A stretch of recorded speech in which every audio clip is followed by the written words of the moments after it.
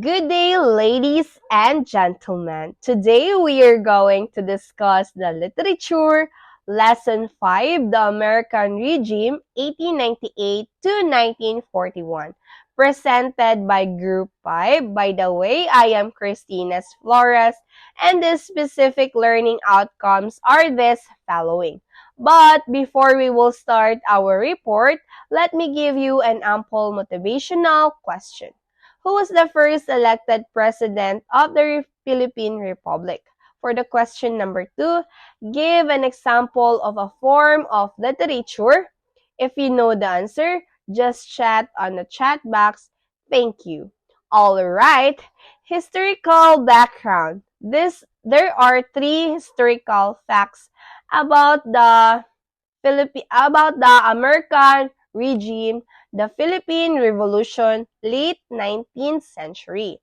This revolution was successful uprising against Spanish colonization and was established independence symbolized by the flag of hoisting on June 12, 1898. That we celebrating every year we can translate in Tagalog as a Araw ng Kalayaan. Former as General Emilio Aguinaldo, elected as the first president. During the Phil-American War and General Miguel Malvar, defeated in 1903, Phil-American War followed the brief period of independence and General Miguel Malvar defeated on 1903, ending the hopes for continued sovereignty.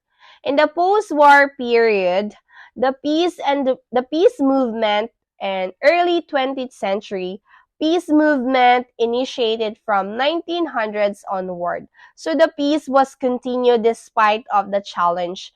Filipino continue writing and expressing nationalism and bring the resilient spirit of nationalism persisted among the Filipino.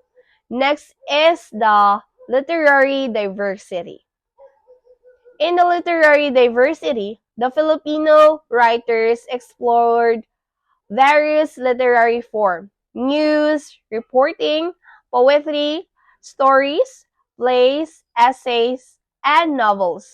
The theme centered on the love of the country and the yearning for independence because the people who wanted the freedom. The significant newspapers.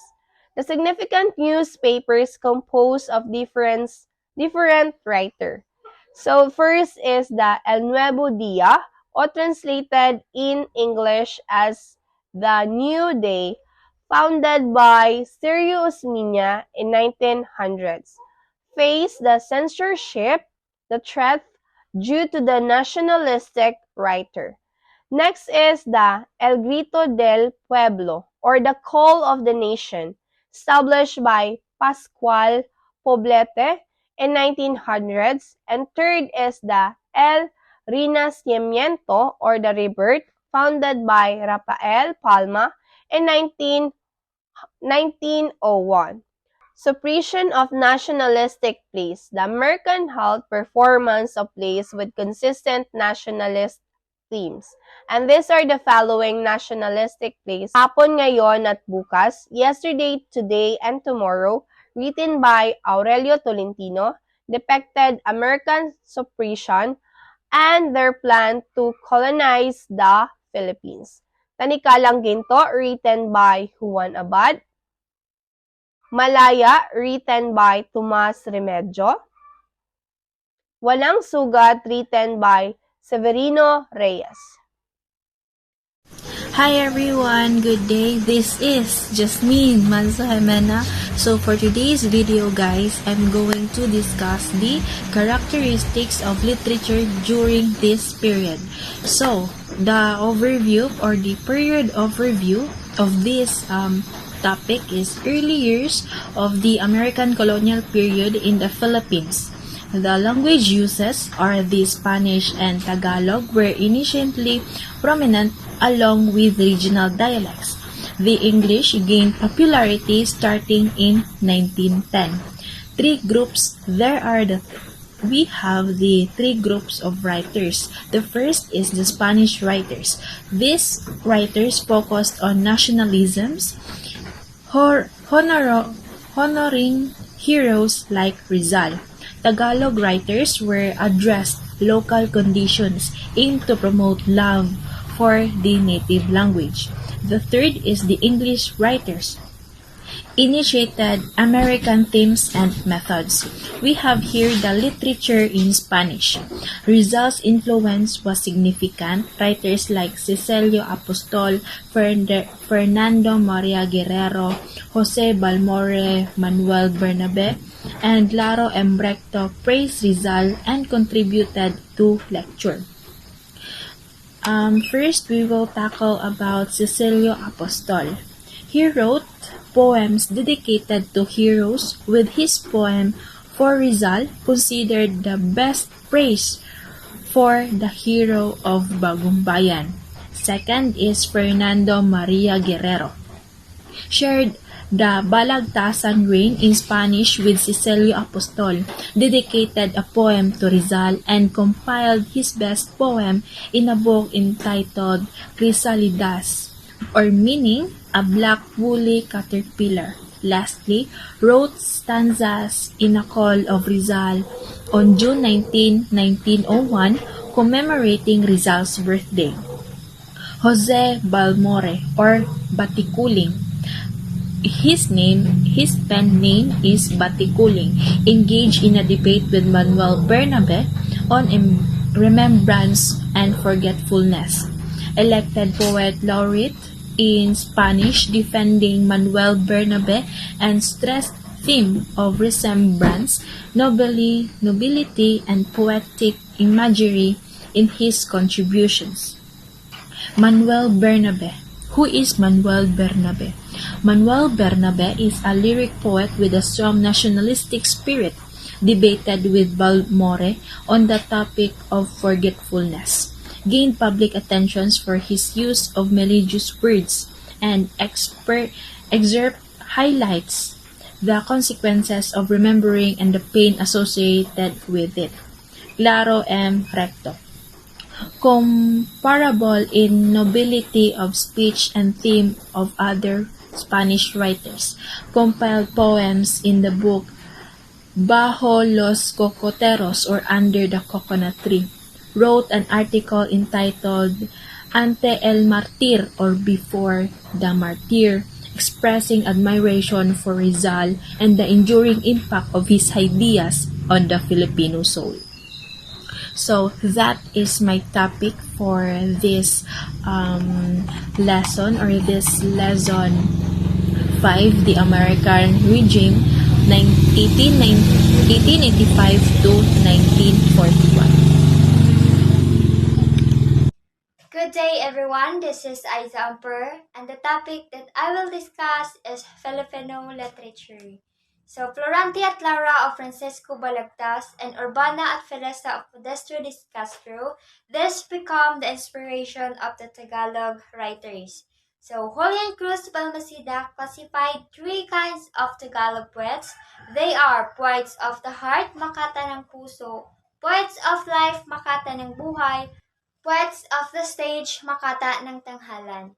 So, these three kinds of Tagalog poets, led by Lopki Santos, Inigo Edrigalado, Carlos Gatmaitan, Jose Corazon de Jesus, Amado V. Hernandez, Patricio Mariano, and Severano Reyes. So, here are the autobiographies of some of the writers that I mentioned. So, Lopki Santos, he is the novelist, poet, and author, and grammarian, and he covered three periods of Tagalog literature: the American, Japanese, and the contemporary period. F. Manuel L. Quezon, called the father of national language, while Lopke Santos is called the father of the national language grammar, and he was also called the Apo of the Tagalog writers, and his masterpiece is Banaag at Sikat. So next, Jose Corazon de Jesus is very popularly known as Hussein Batuti. He was also called the poet of love in his time. Ang Isang Punong Kahoy, A Tree and Elegy is believed to be his masterpiece. Next, Amado V. Hernandez.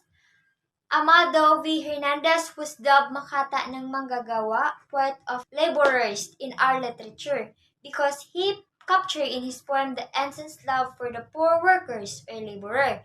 And according to him, a poem is a scent bittersweet memories, a murmur of a flowering water.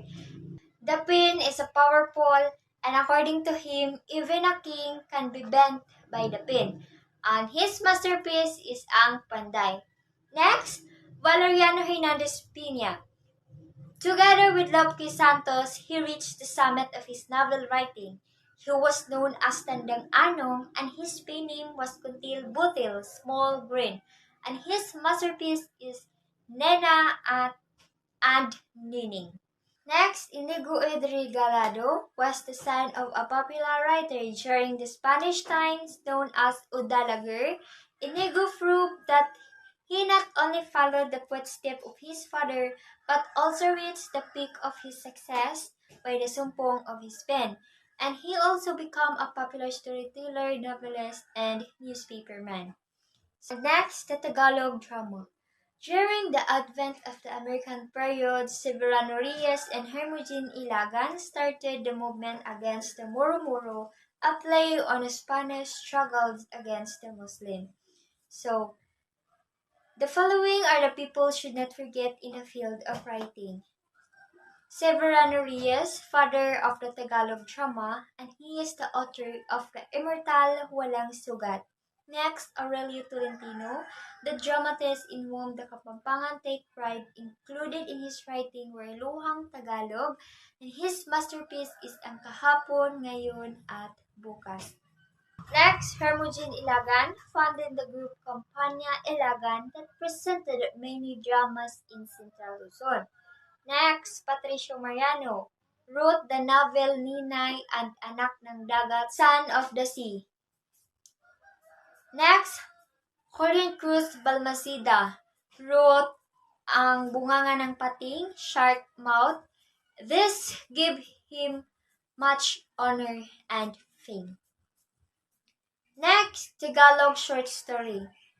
Two collections of Tagalog stories were published during the American period. First was Mga Kwentong Ginto, Golden Stories, and this published in 1936, written by Alejandro Abadilla and Clodoaldo del Mundo, that contains 25 best stories.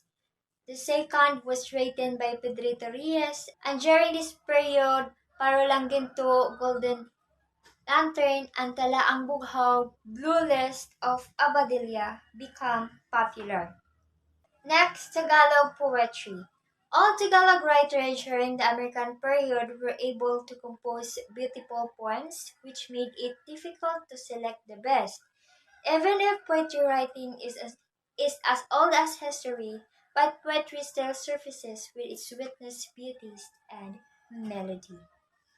Other forms of literature. So, the following are those recognized in the field of Ilocano literature. So, Pedro Bucanig, father of Ilocano literature. From his name was derived the word Bucanigan, means balagtasan, a poetic contest in Ilocano. Next, Claro Caluya, prince of Ilocano poets, known as a poet and novelist. Next, Leon Picay, known as the best Bucanigero from Bucanig. Also a poet, novelist, short story writer, dramatist, and essayist. Next, literature in the Kapampangans, Pampango literature. So, two stalwarts in the literature of the Kapampangans. They are Juan Crisostomo Soto, father of the Kapampangan literature. The word Crisostan meaning balagtasan.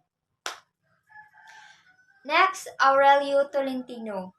Aurelio, he truly proved his being a Kapampangan in his translation of Kahapon, Ngayon, at Bukas, and into Kapampangan called Hapon, Ngini, at Bukas. Next, Visayan literature. The top men in Visayan literature. So, Heriberto Gumban, father of Visayan literature, and he wrote Azarzuela, Amuro-Moro, and a play in Visayan. And then Magdalena Halanduni. She devoted her talent to the novel writing. And he wrote the novel Ang Mga Tunok San Isa Ka Bulaklak. And that's the end of my topic, and I thank you. Now let's move to the Philippine literature in English. The inception of the Philippine literature in English can be linked to the arrival of the Americans. This period can be divided into three significant time frames. The period of reorientation in 1898 to 1910. English became a medium of instruction in public school by 1900, and the first English teachers were recruited from the American forces. Not much was produced during this period, and what literature was produced was not much of literary work. The first attempts in English were in two periodicals of this time. A. El Renacimiento, founded in Manila by Rafael Palma in 1901. El Renacimiento, the Renaissance, is a daily newspaper published in Spanish and Tagalog whose reason to dietre, or reason for being, is a championing the right and exposing evil. During that time, it is considered the leading voice of the oppositionists.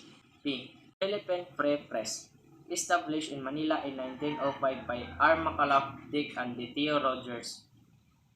The Philippine Free Press is a significant publication that played a crucial role in the history of journalism in the Philippines.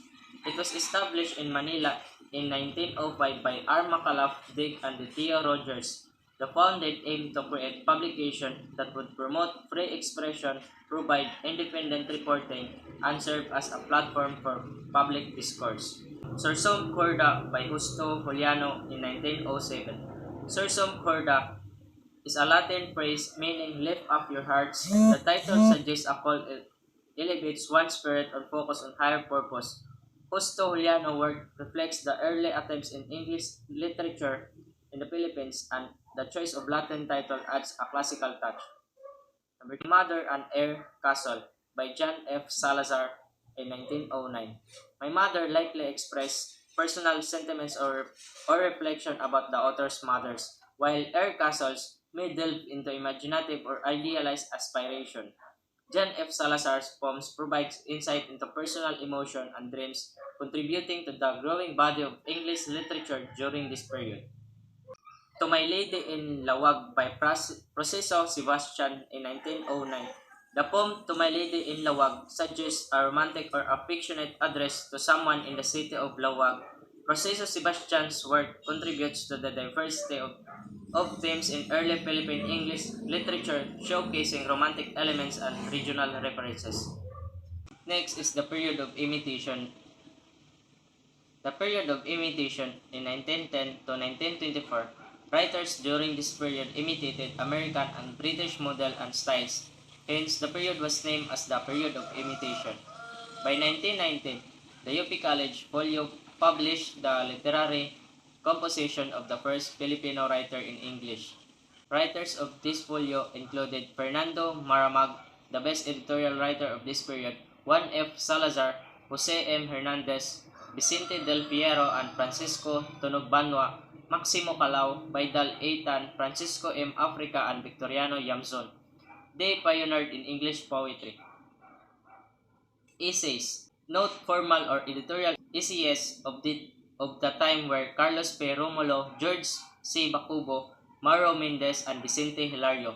Their essays are characterized by sobriety, substance, and structures.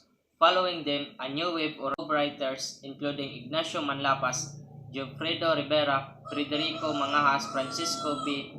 Icasiano, Salvador P. Lopez, Jose Lansang, and Armando G. Dairet introduced informal essays, criticism, and journalist column with humor and satirical elements. Short stories.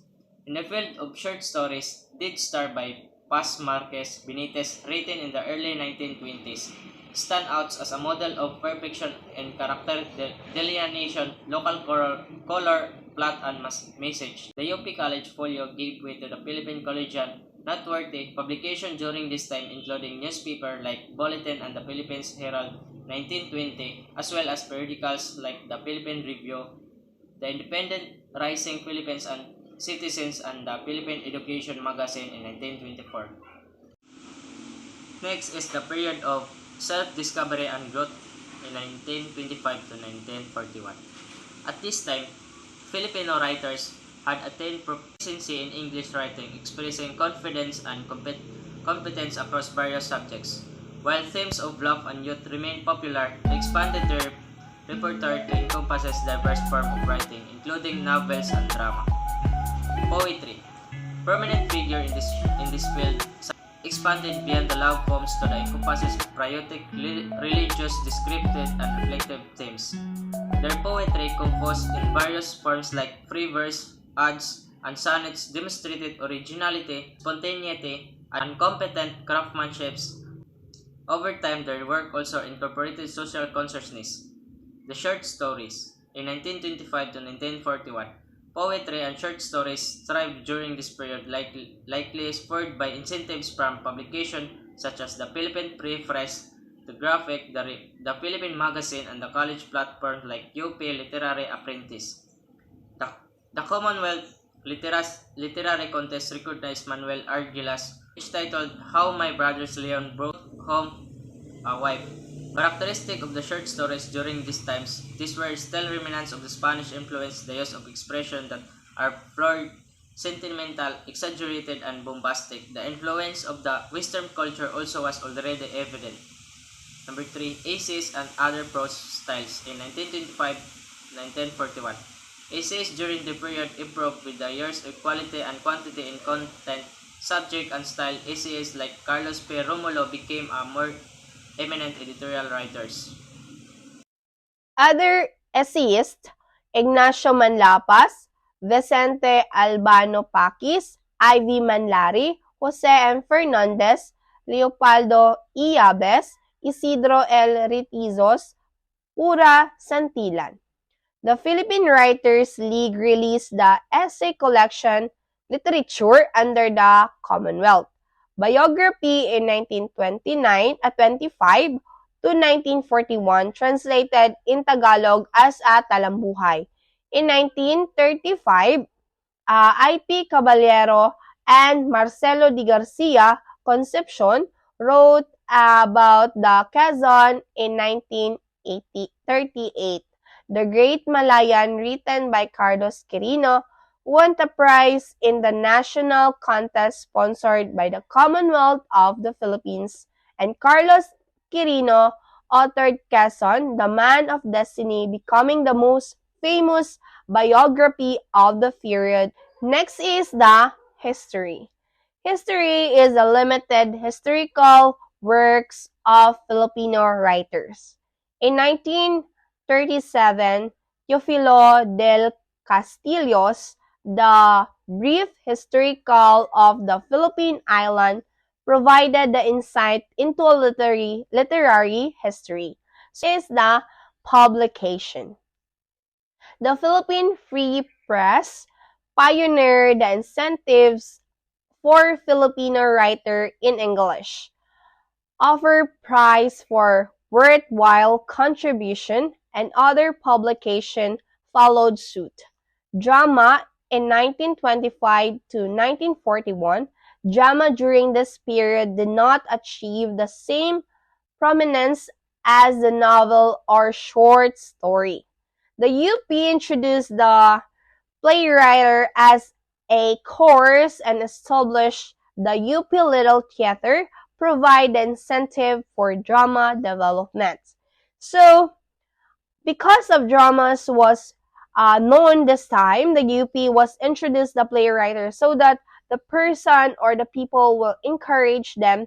So that's all for our report.